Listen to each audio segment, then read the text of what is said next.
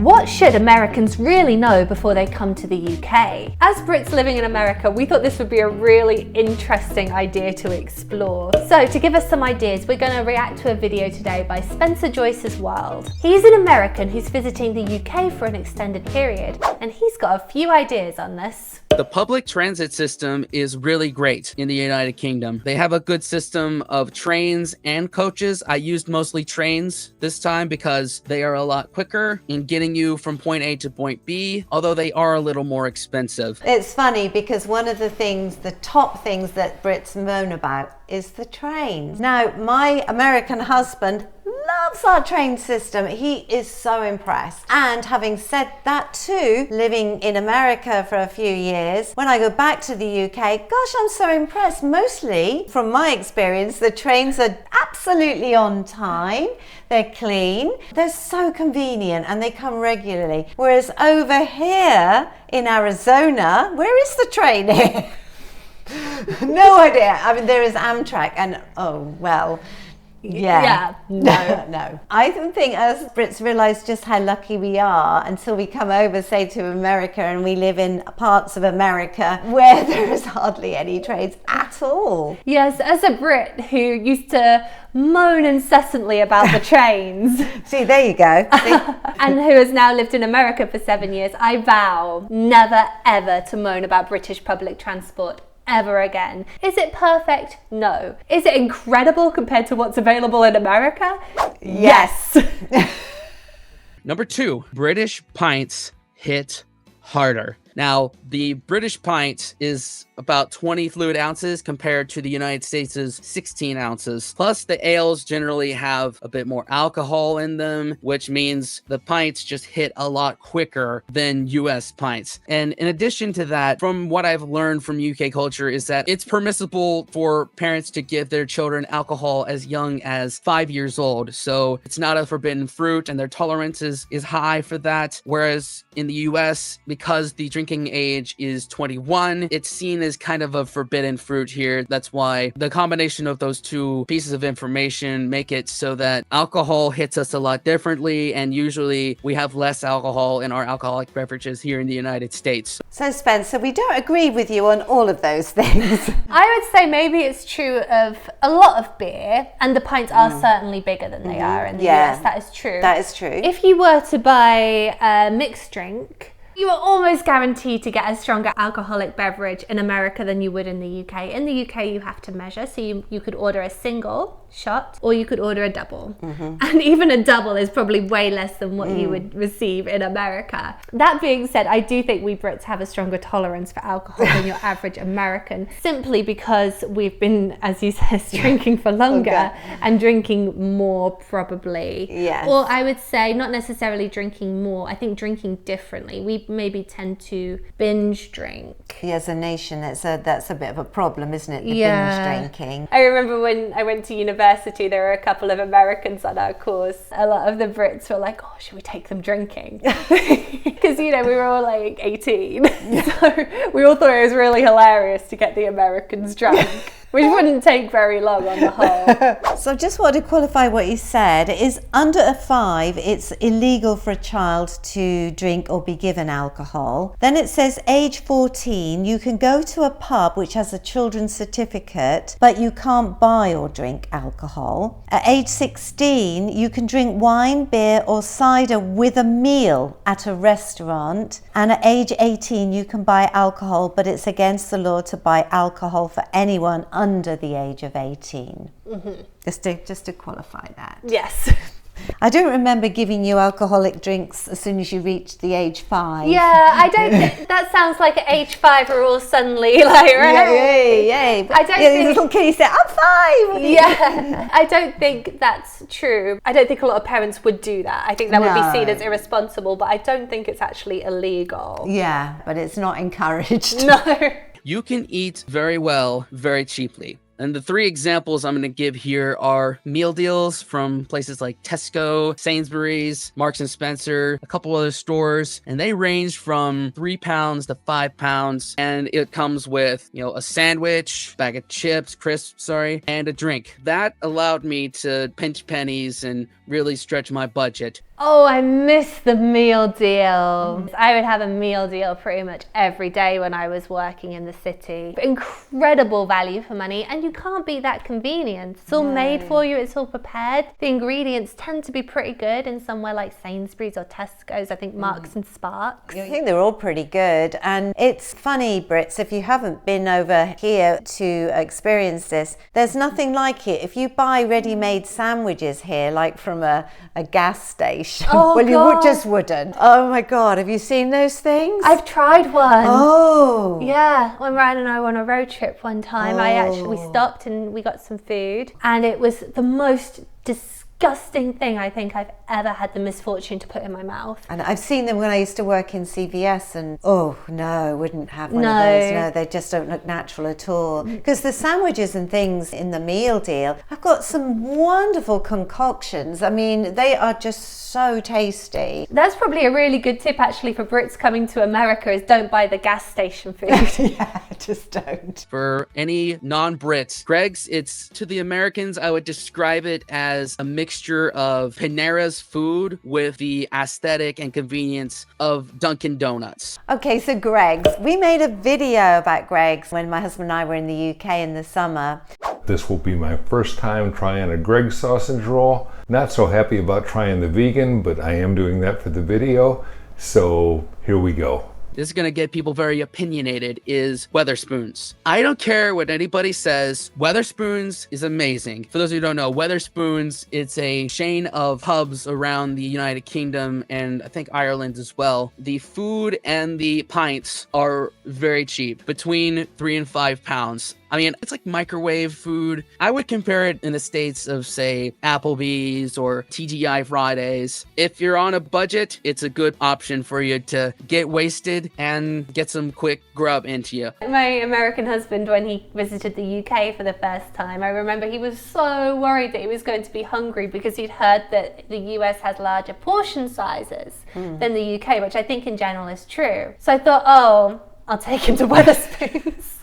Quantity over quality. Yes, that's probably true. But also very fairly priced Yeah, for I mean, what the food you're getting. This summer, I mean, I was there for 4 months, but I had a Weatherspoons about 3 times. If you're out somewhere and you want somewhere cheap and filling. Yeah. I quite liked the curry. It was all right. You know, Yeah. cheap alcohol, you know. Yeah, when me and my friends used to go out, we'd always start in a Weatherspoons. Yeah. Because you can Start with a spoon. before you get to the club, you know. Yeah, because you couldn't afford to drink much in a club. No, Oh, exactly, no. yeah. So you were well drunk before you got to the club then. Yeah, because it was so reasonably priced. Yeah, it is good. And whenever you go in a Weatherspoons, it's always busy. It's always busy. It's so popular. Our area where we're from, Norwich, Norfolk, we have 4 Weatherspoons and 9 Greg's in the Norwich area. 9 Greg's. Yeah, in the Norwich I didn't know we area. had that many. And the cities that have the most Greg's are Glasgow and London, who have at this time of writing 42 apiece. Wow. Yeah. It's quite impressive that Glasgow, I mean, it's a big city, but it's quite impressive that it has as many Greg's as London. Well, I think it's because it's just good value, isn't Yeah. it? You know, and I haven't tried everything, and I almost want to try the vegan sausage roll.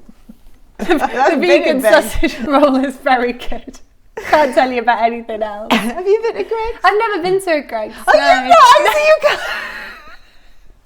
you 4, there is an abundance of historical stuff just walking down the street. It's easy to walk down any street in the United Kingdom, no matter where you are, and see like a church, a castle, or a pub that's older than all the United States. I think having your history all around you makes you feel real close and connected to your own heritage. I think so. And your own past and your ancestors. Like living in America, a lot of Americans are really enthusiastic to talk to you about where their ancestors are from, be it Ireland or England or, you know, other places like Italy, which is really interesting, but they regret that they've never had the opportunity to go to these places and experience that history for themselves. And I feel very fortunate to have grown up in a place where I can feel so connected to my own history and my roots. Number 5, the more north you go, the cheaper things get, the friendlier people become, and the harder the accents are to understand. Most of the money I spent was in London and Bath on regular things in the grocery stores and pints, transit in general. But then again, that's to be expected in London. A big city is a big city is a big city. I didn't really expect that in Bath just because I really hadn't done a lot of research on the area. Both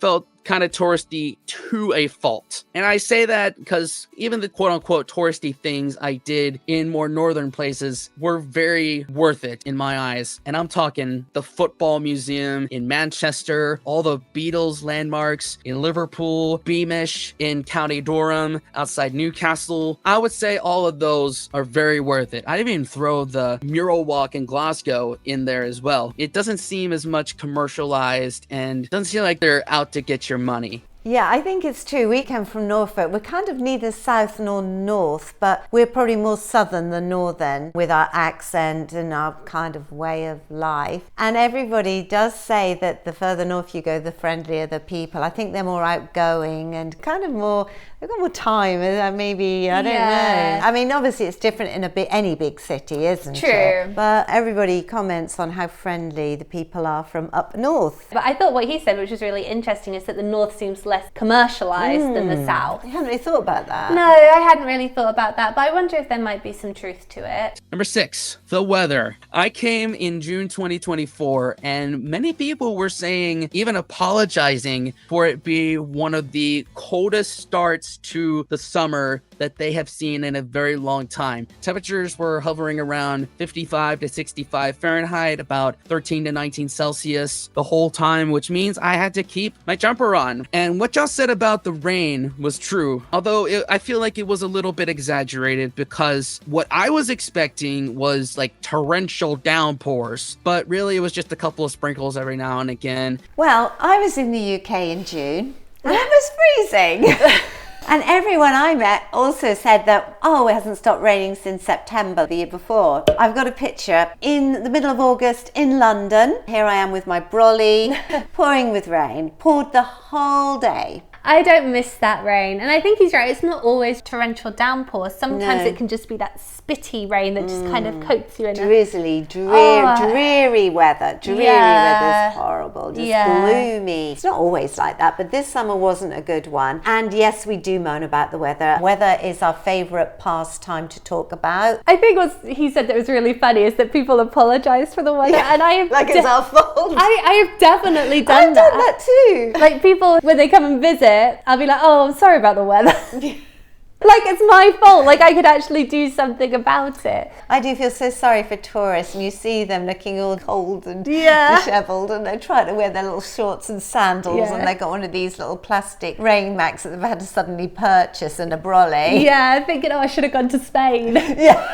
Number 7, walkability. Everything you need. Corner shops, pubs, train stations, buses, government buildings, mail, things like that, all are really within a walking distance of where you are staying. This helped me understand why so many Brits that I talk to, that when I say, oh, I drove 5 hours to see Daniel up in Washington, D.C., and they almost have a heart attack because that's such a strange concept to them. And now I get it because y'all have done a great job. And I'm pretty sure this is the same in a lot of European countries, is that you have built cities to be very walkable, where you don't really need cars. It was a shock to find when I came to America how spread out everything was, and there's not always a town centre, and so consequently to get from one thing to another you really need to drive. The 3 places I've lived in America we've actually chosen because of their walkability. I mean, I actually walk to work, so I think that's great, and I hate having to take my car all the time when I need to do something all of the time. It was wonderful when I lived in London because you could get to so many places on foot, especially once you're already in the centre of London. It's very walkable, incredibly walkable. That is something that I miss. I mean, we're lucky where we are that we've got some parks and things like that where I live, but there's not really like a shop, like a local shop you could walk to, like there would be in most villages and towns in the UK. You know, that kind of thing, yes, I do miss.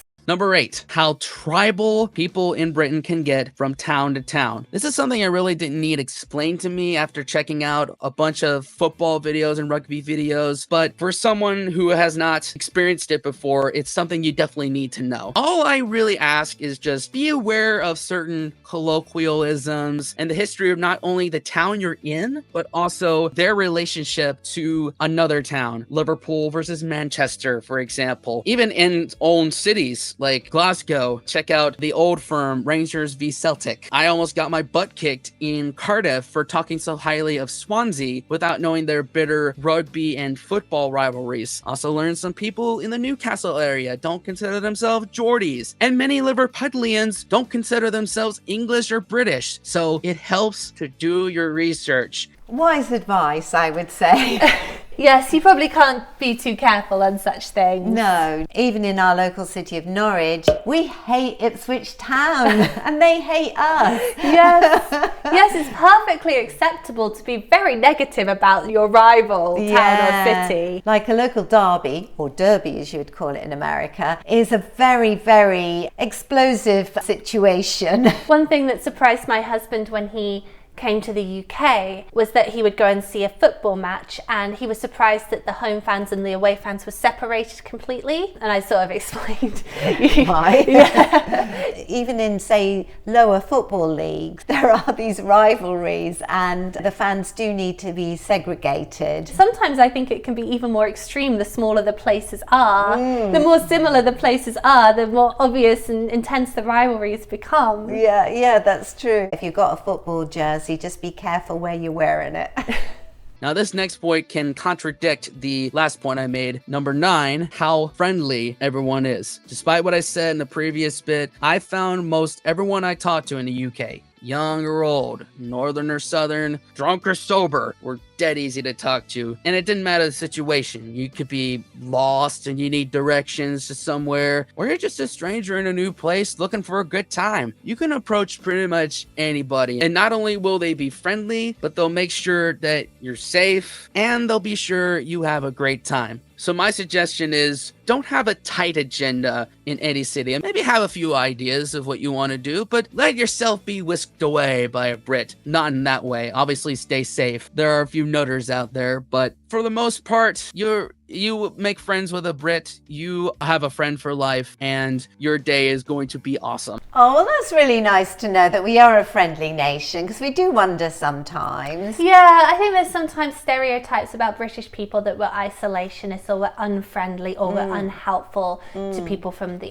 other countries. I was going to say from the outside, big obscure place. But I think that is one of the stereotypes, and it's nice to hear that it wasn't this gentleman's experience. I think your average Brit is very friendly. Yeah, I think we feel pleased that you come and visit our country and that we're really keen to show you what we like about it. I don't think we see ourselves as a vacation hotspot, to be honest. So I think when people want to come to the UK for their vacation, we really appreciate it, especially when they've come from far away like America. Lastly, number 10, it is impossible to see all of the UK in one trip. Obviously, you can't explore any country or any state in 16 days, and there's no way for me to make my 67% British audience 100% happy. But at the same time, don't try to do it all in one trip. I'm heartbroken that I had to leave off places like York, Brighton, Cornwall, Leeds, Edinburgh, and Wrexham, but that just means I have to come back. I do sometimes